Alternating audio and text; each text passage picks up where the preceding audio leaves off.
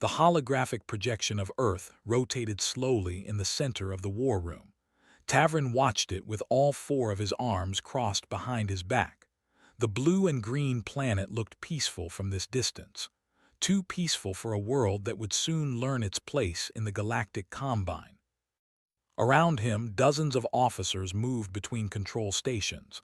The war room hummed with quiet efficiency. Every surface displayed tactical information, fleet positions, weapon readiness, supply routes. Everything pointed to one simple truth. This invasion would be the easiest conquest in Combine history. Tavern's scaled skin reflected the blue light from the displays. His large eyes studied the data one more time. Earth had no unified military.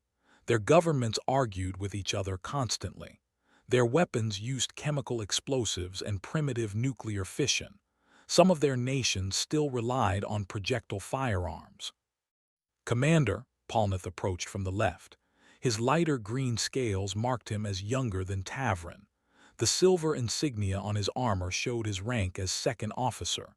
The fleet reports full combat readiness. All 9,700 ships await your command. Tavern allowed himself a small smile. 9,700 warships, the largest invasion force ever assembled, for a planet that barely had functioning satellites. What does intelligence say about their defensive capabilities? Tavern asked. Quinn stepped forward. His gold-tinted armor gleamed as he gestured at the hologram. Laughable, Commander. They have approximately 15,000 nuclear weapons spread across 8 major nations. Their delivery systems are slow and easily intercepted. They have no orbital defense platforms, no energy shields, no plasma weapons. Their largest military vessels float on water. Another officer added with amusement in her voice. Polnath frowned. Commander, I reviewed the cultural data. These humans are unusual. They have thousands of fictional stories about alien invasions. They seem almost obsessed with the concept. Stories, Quinn scoffed. Children's tales. When they face real warships, their imagination will not save them. Tavern moved closer to the hologram. He expanded the image to show Earth's major cities. New York, Tokyo, Lagos, Shanghai, Mumbai. So many humans packed into small areas, easy targets. How many worlds has the Combine conquered? Tavern asked. 847 worlds, Commander, Polnath answered immediately. And how many resisted for more than one planetary rotation? None, sir. Tavern nodded. Earth will surrender within 3 rotations. Standard invasion protocol. We demonstrate overwhelming force. They see the impossibility of resistance. They submit. We integrate their world into the Combine. He turned to face his officers. Begin the approach. First wave enters orbital positions in 1 cycle. I want 2,000 ships surrounding their planet before we send the surrender demand. The room burst into activity. Officers returned to their stations. Commands flowed through the communication network. Outside the war room, the massive fleet began to move. Tavern walked to the large viewport that dominated one wall. Space stretched before him in endless black. Somewhere ahead, hidden by distance, Earth waited. Another primitive world. Another easy victory. Commander, Polnath joined him at the viewport. Permission to speak freely. Granted. Something concerns me about the humans. Intelligence reports show they are highly adaptable. They survived an ice age with stone tools. They went from their first powered flight to landing on their moon in just 66 years. They solve problems quickly. They also kill each other over resources and ideology, Tavern replied. Their inability to unify makes them weak. We have faced adaptable species before, Polnath. Adaptation means nothing against superior technology and numbers. The first wave of ships became visible in the distance. 2,000 warships moving in perfect formation. Sleek hulls reflected starlight. Blue engines propelled them forward at speeds no human vessel could match. Display Earth, Tavern commanded. The viewport shifted to show a magnified view of the planet. It grew larger as the fleet approached. Tavern could see the continents now. Clouds swirled in white patterns across blue oceans. "Beautiful world," Polnath observed.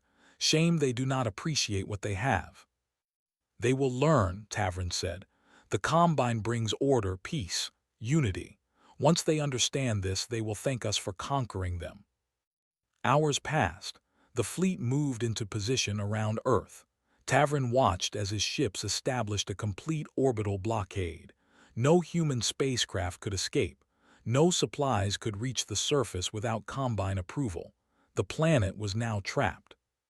"Sir, we are detecting unusual radio traffic from the surface," a communications officer reported. "Define unusual," Tavern said. "They are not evacuating their cities. They are not attempting to flee.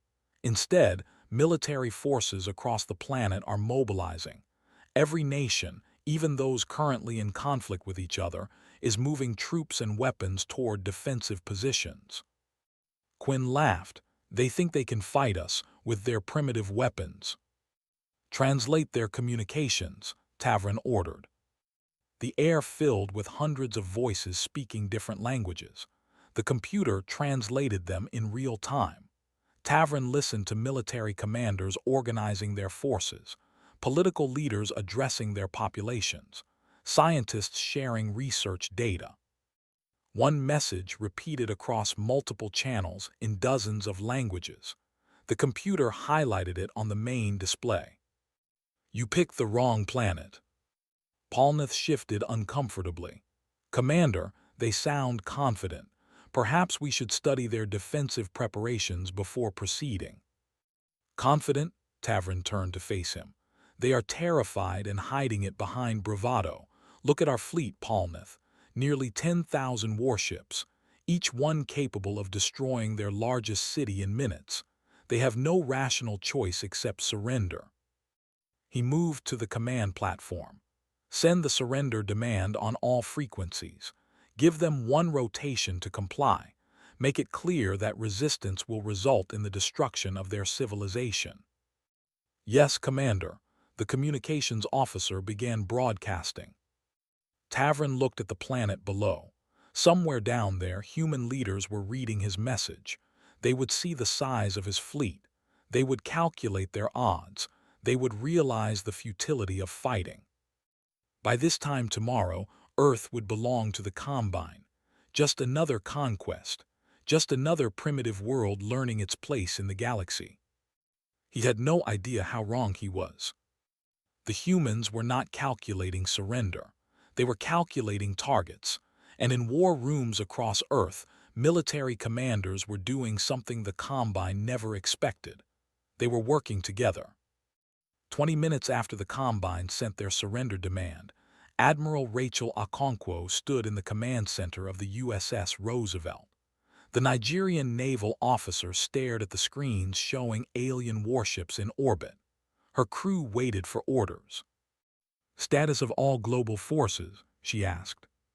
"Chinese submarines are in position. Russian missile platforms are armed. European defense networks are synchronized. All nations report ready," her communications officer replied. Rachel allowed herself a grim smile.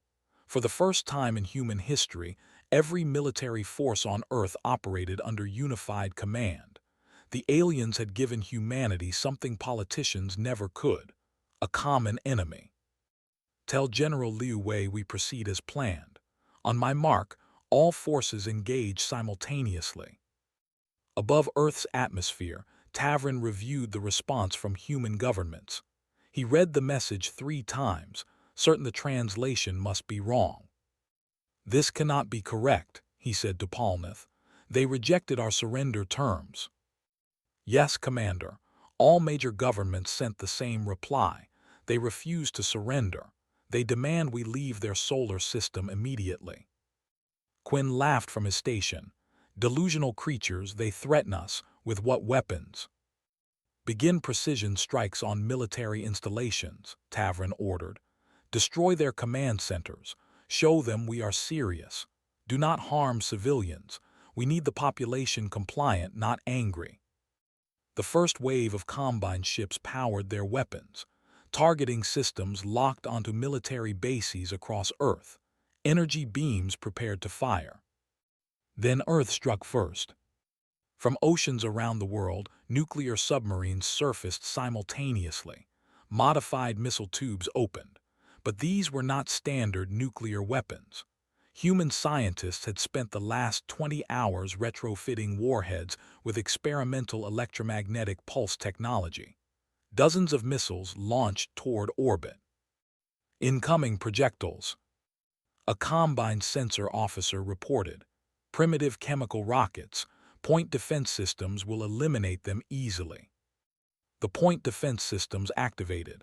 Energy beams shot toward the ascending missiles. Most were destroyed, but 17 missiles got through. They detonated in a precise grid pattern around the Combine fleet. The electromagnetic pulse wave hit the alien ships like an invisible hammer. Shields flickered and failed. Weapons systems shut down. Navigation computers reset. Communication arrays went dark. "Report," Tavern shouted as his command screen went black. "Widespread system failures across the first wave. We are experiencing cascading power disruptions. Shields are down, weapons offline."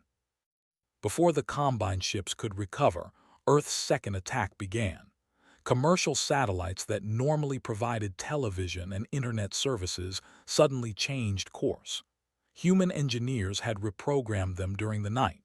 Now they moved toward the disabled alien ships. The satellites were small and fragile, but they were moving fast, and space combat relied on shields for protection against debris. Without shields, the Combine ships were vulnerable. Satellites smashed into hull plating. They tore through sensor arrays. They destroyed communications equipment. The damage was minimal on each individual ship, but across 300 vessels, the cumulative effect was devastating. "We have lost 89 ships to critical damage," Polnath reported, his voice shaking. "Another 211 are combat ineffective. How are they doing this? These are primitive humans." Tavern gripped the edge of his command station. "Restore shields. Get our weapons back online. Return fire immediately." But the humans were not finished. From ground installations hidden in mountains and deserts, railgun batteries came online. These experimental weapons used electromagnetic force to launch projectiles at hypersonic speeds. They had been theoretical technology until yesterday. Now they were weapons of war. Tungsten rods accelerated toward orbit. They hit Combine ships with kinetic force equivalent to nuclear explosions. Hulls crumpled. Ships broke apart. Debris scattered across orbital space. Dr. Yuki Tanaka watched from her laboratory in Tokyo as her electromagnetic pulse weapons exceeded all projections. The physicist had invented the technology for peaceful energy research.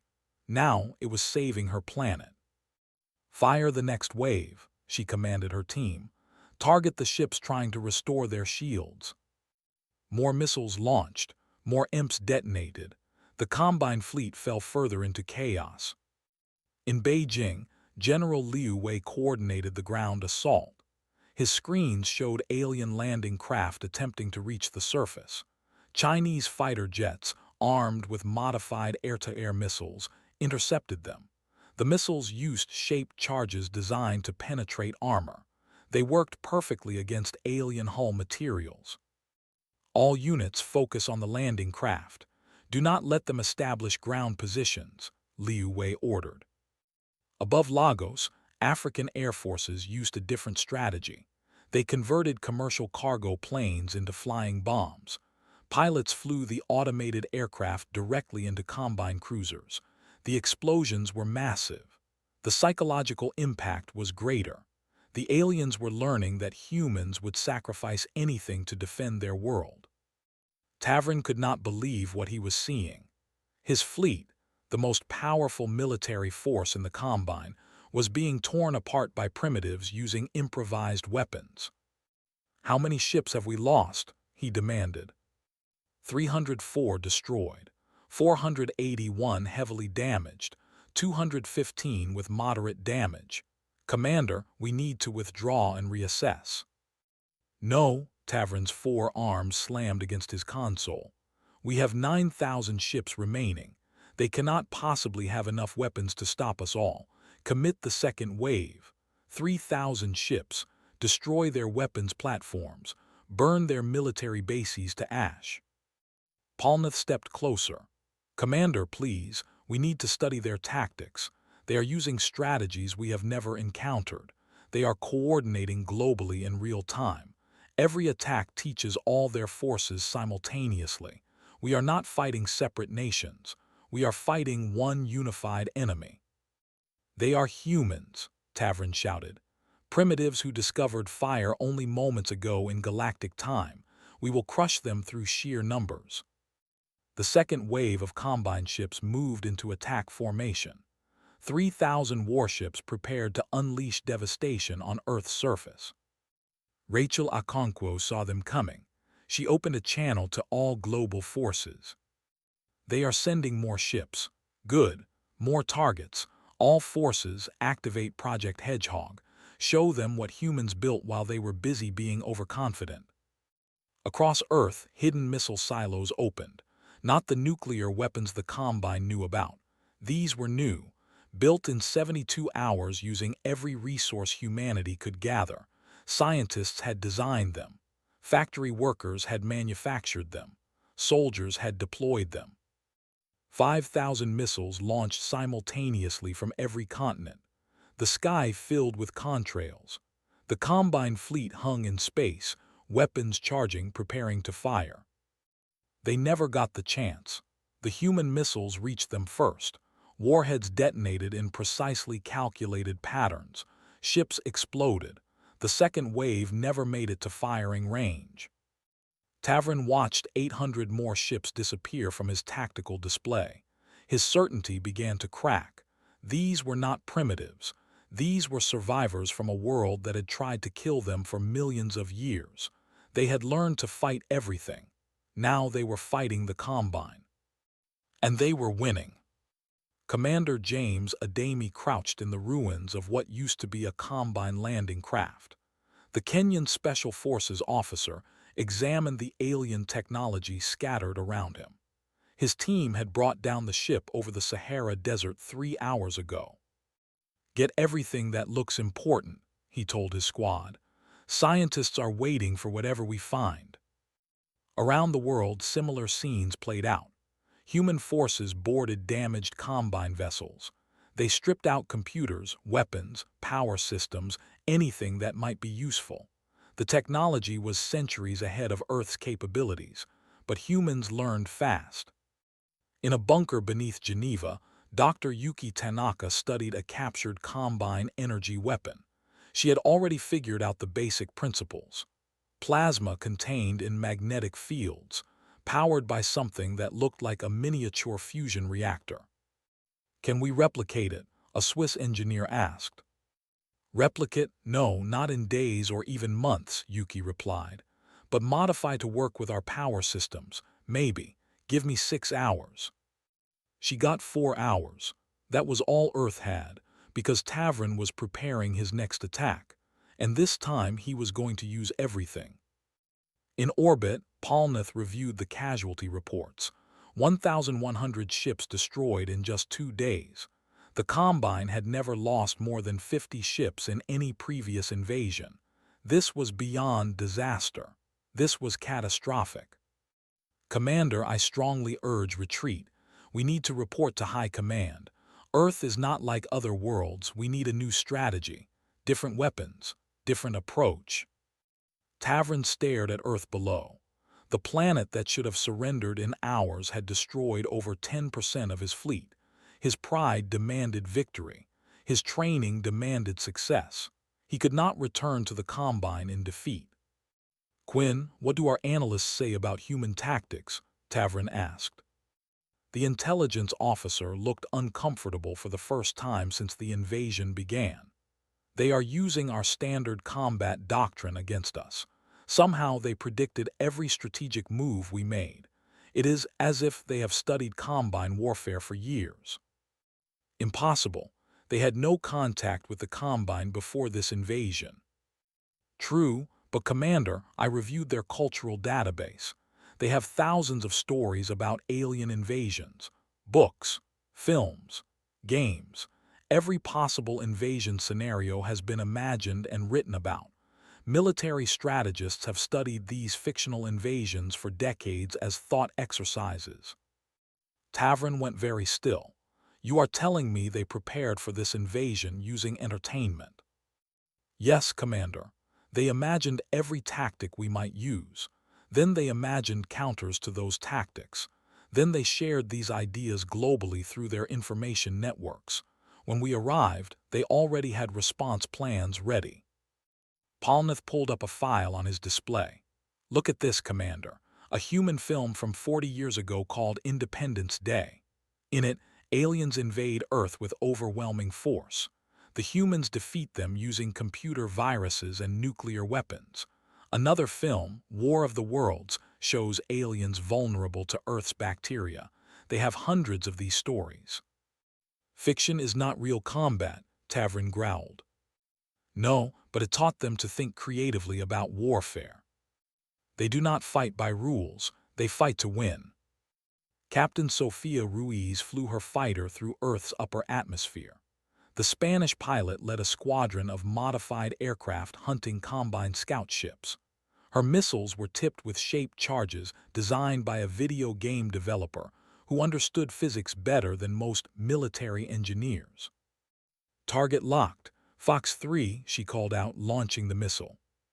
The Combine scout ship tried to evade. Its pilot was skilled, but the missile was faster. It struck the ship's engine section. The explosion was satisfying. Splash 1 hostile.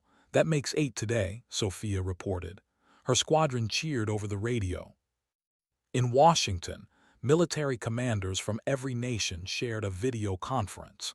The meeting had been going for 36 hours straight. Leaders took turns sleeping while others maintained coordination. The Combine is repositioning their fleet, a Chinese general announced. Satellite imagery shows them forming a bombardment pattern. They are going to try overwhelming firepower, Admiral Okonkwo said. Forget precision strikes. They want to destroy everything and sort it out later. How many ships? Asked a Russian officer. 4,700 ships moving into firing positions. The room went quiet. That was half the remaining Combine fleet. If all those ships fired at once, they could glass entire continents. We need to stop them before they fire, General Liu Wei said. But we have used most of our long-range weapons. What do we have left?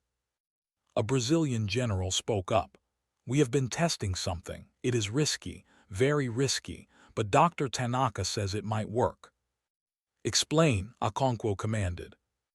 In her Geneva laboratory, Yuki demonstrated her latest creation. She had taken a captured Combine power core and connected it to human-built electromagnets. The result was unstable and dangerous. It was also incredibly powerful. We call it a magnetic disruption bomb.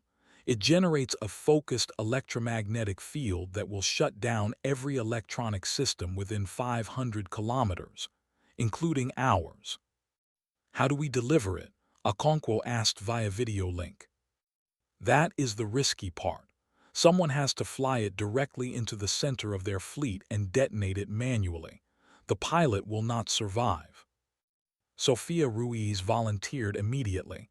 So did 200 other pilots. They drew lots. Sofia won. 12 hours later, she piloted a specially modified spacecraft toward the Combine fleet. The captured alien power core sat in her cargo bay, armed and ready. Her hands were steady on the controls. All human forces, this is Ruiz. Beginning final approach. It has been an honor to fly with you. The honor is ours, Sophia, Okonkwo replied. Give them hell. Sophia pushed her engines to maximum. Combine point defense systems fired at her. She dodged and weaved through the energy beams. Her ship took hits. Alarms screamed. She kept flying. Tavern saw the lone human craft approaching. What is one ship going to do against 4,700? Ignore it. Focus on bombardment preparation. Sophia reached the center of the fleet. She activated the bomb. For Earth, she whispered.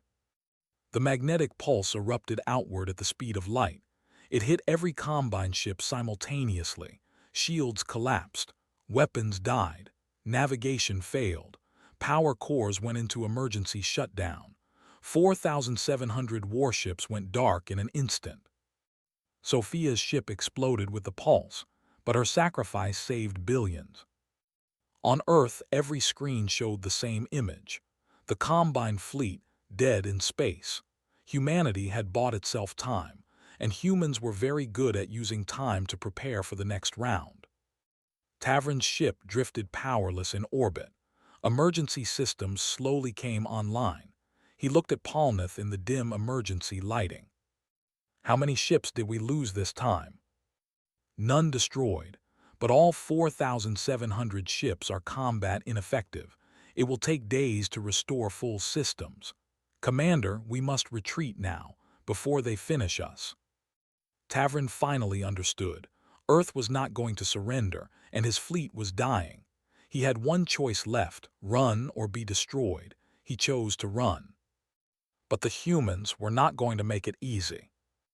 The disabled Combine ships drifted in orbit like dead whales floating on an ocean. Inside them, alien crews worked desperately to restore power. They did not realize humans were coming for them. Colonel Anna Volkov commanded the boarding operation from a converted space station. The Russian officer watched as dozens of modified cargo ships approached the helpless alien vessels. Each ship carried special forces teams from different nations. They had trained together for exactly 12 hours. It would have to be enough. All teams, remember your objectives. Secure the bridge, capture their computers, download everything. Do not harm crew unless they resist. We want prisoners we can question. Commander Adami floated in zero gravity as his team cut through the hull of a Combine cruiser. The Kenyan soldier had gone from desert warfare to space combat in 3 days. Humans adapted fast when survival demanded it. The cutting torch finished its work. A circular section of hull floated free. Adami pulled himself through the hole into an alien corridor. His team followed, weapons ready. The corridor was empty. Emergency lights cast everything in red. Somewhere deeper in the ship, Adami could hear aliens speaking in their strange language. His earpiece translated automatically. They were afraid. Team 2, we are inside, moving to the bridge. Across orbit, 47 boarding operations proceeded simultaneously. Human soldiers encountered surprised alien crew members who had never imagined being boarded by primitives. Most surrendered immediately. A few fought. They lost. On Earth, Dr. Tanaka received the first data downloads from captured computers. The information was staggering. Star charts showing hundreds of Combine worlds. Technical specifications for alien weapons. Most importantly, tactical databases showing standard Combine combat doctrine. This changes everything, she told General Liu Wei via video link. We now know how they fight, how they think, their standard responses to every situation. Can we use this against them? Liu Wei asked. Absolutely, look at this. When they retreat from a failed invasion, they follow strict protocol. They consolidate remaining ships. They destroy damaged vessels to prevent technology capture. Then they withdraw in formation to the nearest jump point. Where is the nearest jump point? Beyond Pluto's orbit. They have to cross our entire solar system. Liu Wei smiled. It was not a kind smile. Then we have time to prepare a proper farewell. In orbit, Tavern's command ship finally restored partial power. He immediately tried to contact the rest of his fleet. The responses horrified him. Commander, we have lost contact with 47 ships. The humans have boarded them. They are taking our technology. They are taking our people. Polnath added more bad news. Sir, We have enemy forces occupying 23 ships. They are downloading our databases. They will know everything about Combine tactics within hours. All ships emergency withdrawal protocols. Destroy any vessel that cannot retreat. We leave orbit in 2 cycles. Set course for the jump point. Across the fleet, Combine crews made terrible choices. Some ships, too damaged to flee, activated self-destruct systems. Explosions bloomed in orbit. Other ships with human boarders inside faced a dilemma: blow up with enemies aboard or let the primitives steal their technology. Adami felt the Combine ship shudder beneath him. That felt like self-destruct activation. Team, we need to evacuate now. His soldiers grabbed everything they could carry: computer cores, weapon samples, even pieces of alien equipment they did not recognize. Then they ran for their boarding craft. The ship exploded 30 seconds after they cleared the hull, but they had what they came for. Not all teams were so lucky. 12 boarding parties died when ships self-destructed too quickly, but 35 teams succeeded. They brought back prisoners, technology, and most valuable of all, complete tactical databases. The Combine fleet, now numbering 7,200 operational ships, began moving away from Earth. They left behind a cloud of debris from 2,500 destroyed vessels. It was the largest defeat in Combine history, and it was about to get worse. Admiral Okonkwo studied the captured star charts. They have to travel for 3 days to reach their jump point. That gives us 72 hours to make their journey memorable. Around the world, every remaining weapon was prepared. Missiles were armed, railguns were calibrated, and scientists worked on new weapons using captured alien technology. Humans were about to demonstrate what made them truly dangerous. They learned from every fight. Dr. Marcus Ender worked in his laboratory in Dakar, Senegal.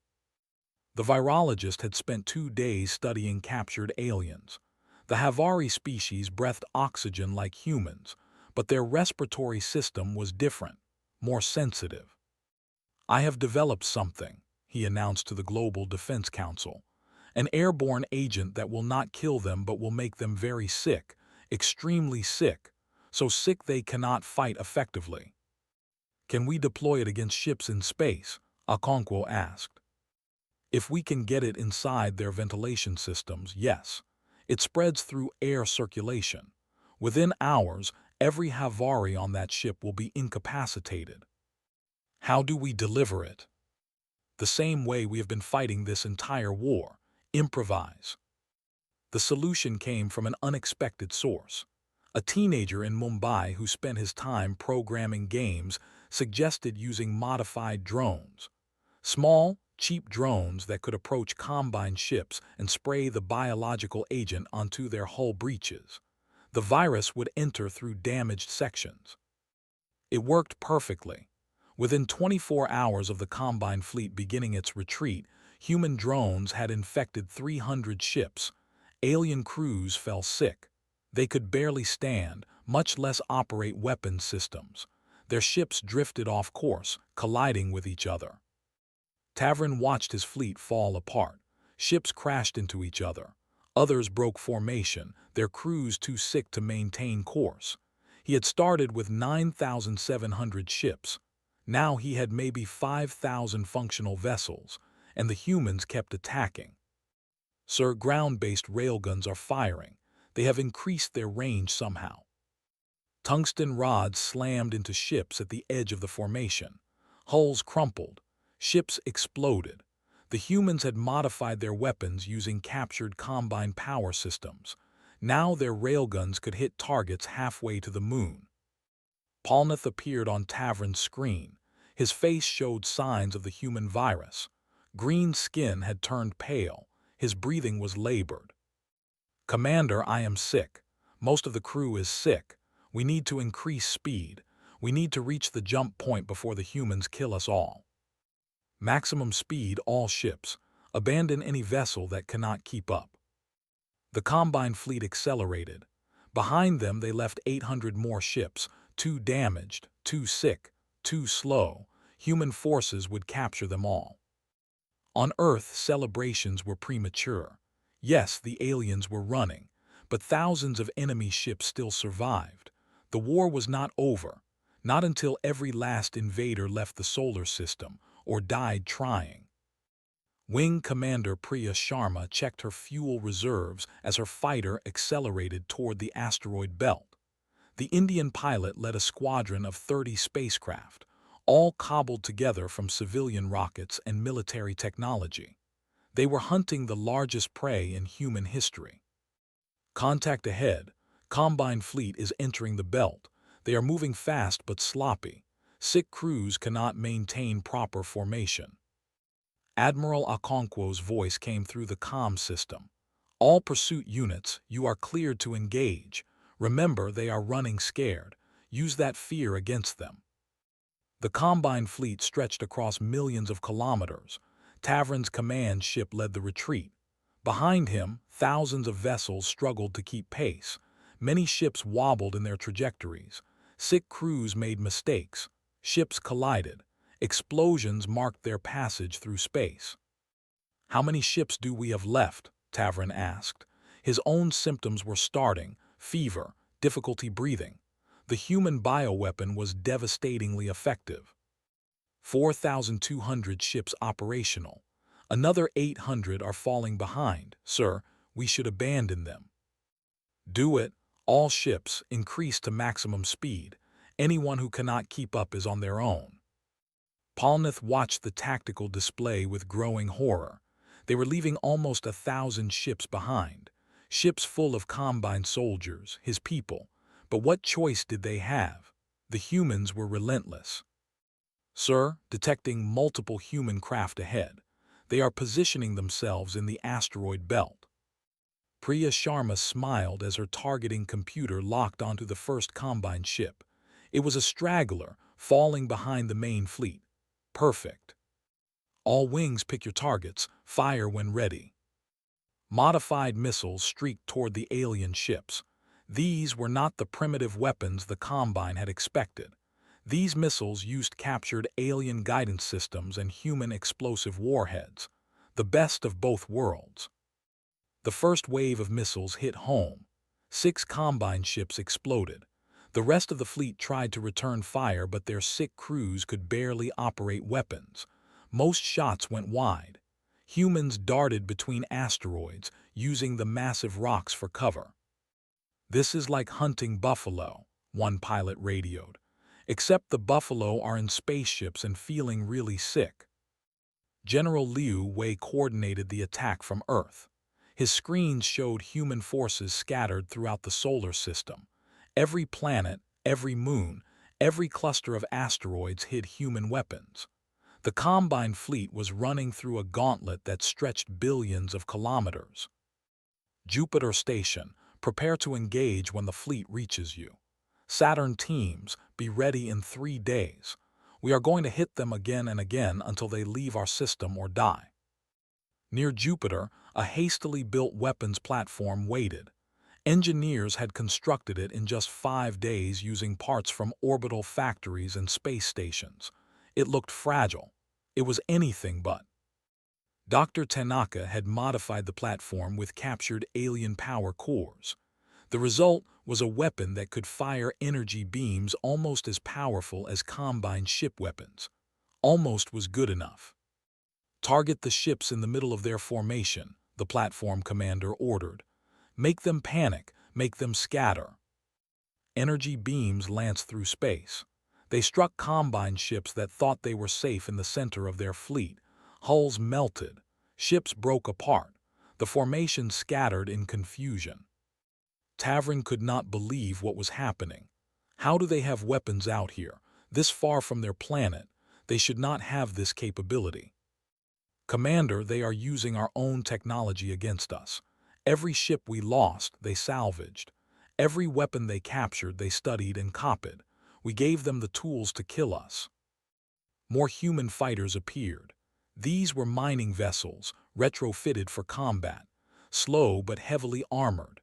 They carried improvised mass drivers that launched chunks of metal at high velocity, primitive but effective.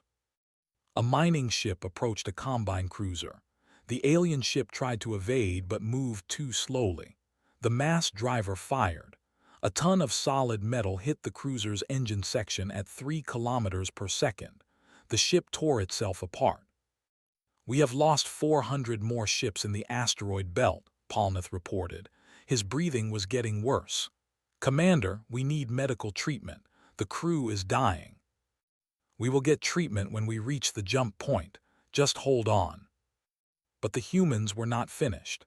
As the Combine fleet cleared the asteroid belt, a new threat emerged. Human ships hiding near Jupiter began launching attack runs. These were not fighters. These were commercial haulers loaded with explosives, suicide ships. The tactic was simple and horrifying. Accelerate toward a Combine ship, detonate on impact. The human ships were automated. No pilots died, but Combine vessels exploded by the dozens. Captain Amara Idris commanded the long-range pursuit force from a converted research vessel. The Nigerian astronaut had studied the stars her whole life. Now, she was using that knowledge to hunt aliens through the solar system. "Target those ships breaking off from the main group. They are trying to sneak away. Do not let them." Her weapons officer fired modified torpedoes. The projectiles had been designed for deep space exploration. Now they carried nuclear warheads. 3 Combine ships trying to flee separately vanished in atomic fire. Tavern made a decision he never thought he would make. "All ships, transmit surrender offer to the humans. Offer them technology. Offer them anything. We just need safe passage out of this cursed system." The message reached Earth within minutes. Global leaders debated for exactly 30 seconds. "Denied," Admiral Okonkwo transmitted back. "You came to conquer, you failed. Now you pay the price. Every ship that tries to leave will be destroyed. Your only option is complete surrender. All weapons, all technology, all databases, immediate and total." Tavern's 4 arms shook with rage and fear. "We still have over 3,000 ships. We can fight our way through." "No, Commander," Polnath said quietly. "We cannot. Look at the tactical display. They have weapons positioned all the way to the jump point. Saturn has railgun platforms. Even Neptune has human forces waiting. They have had days to prepare. They have fortified the entire outer system. Then we surrender everything. Or we die here. Those are our only choices." Tavern looked at the screen showing Earth. That beautiful blue planet had become a nightmare. The primitives had beaten the might of the Combine using improvised weapons and sheer determination. "Prepare surrender terms," he said finally. "But I want to keep enough ships to reach home. We need to warn the Combine about Earth." Polnath almost laughed. "Commander, I think the humans want us to go home. They want us to tell everyone what happened here. They want the galaxy to know Earth is not prey, Earth is a predator." The message was already spreading.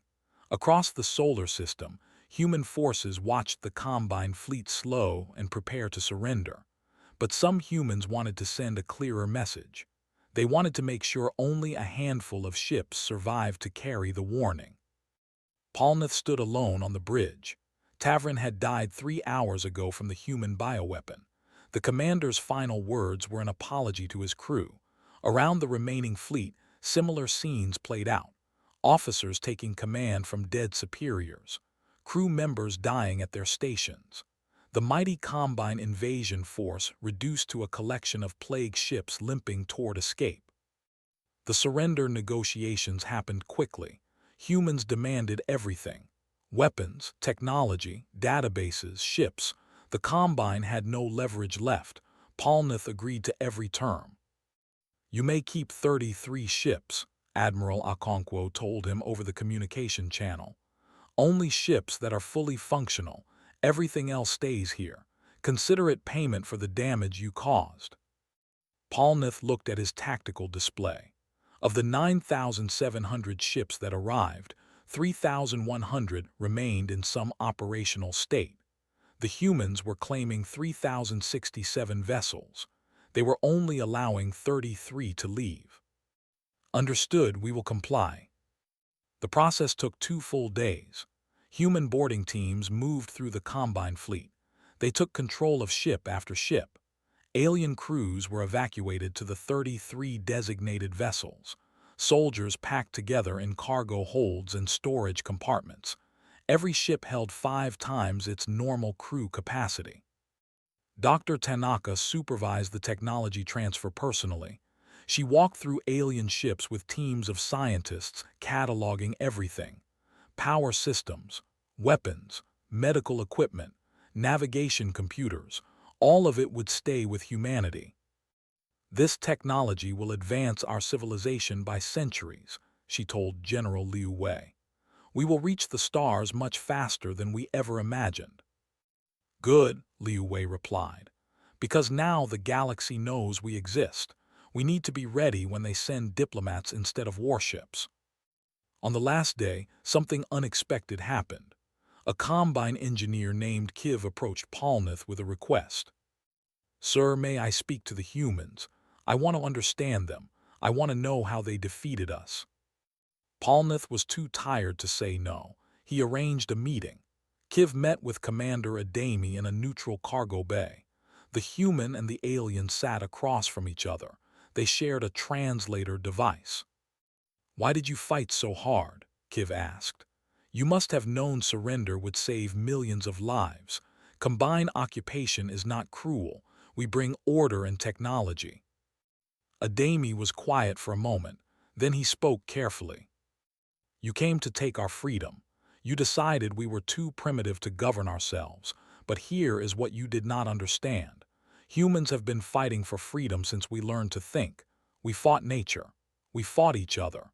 We fought disease and starvation and death itself. Freedom is not something we accept from others. It is something we take and defend.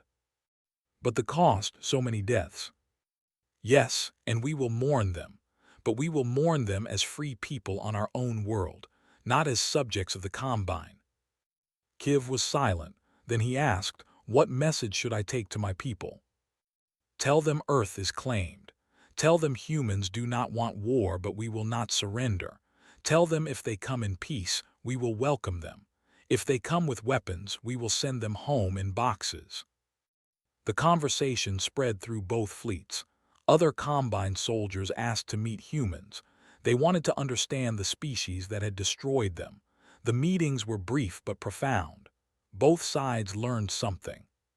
Finally, the 33 ships were ready to depart. They gathered at the edge of the solar system, near the jump point that would take them home. Palnath stood on his bridge and looked back at Earth through the long-range sensors. "That planet is going to change the galaxy," he said to no one in particular. Captain Amara Idris watched the Combine ships prepare to jump.